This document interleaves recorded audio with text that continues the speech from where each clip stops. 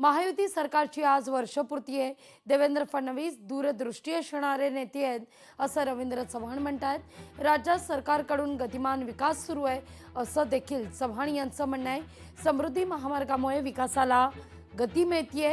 आगामी काळात वाढवड बंदरामुळे रोजगार निर्मिती होईल असा विश्वासही रवींद्र चव्हाण यांनी व्यक्त केला आहे।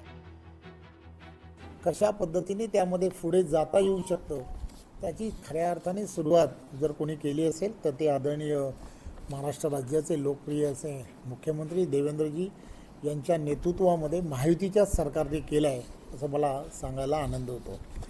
पायाभूत सुविधा या अधिक सक्षम झाल्या पाहिजेत।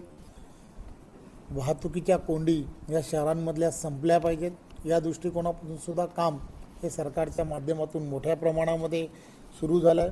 आपण सर्वजण जाणता की समृद्धी महामार्गाच्या माध्यमातून एक नवा असा मार्ग जो तयार झाला तो खऱ्या अर्थाने महाराष्ट्र सरकारला समृद्धीच्या दिशेने घेऊन जाणारा साबित झाला।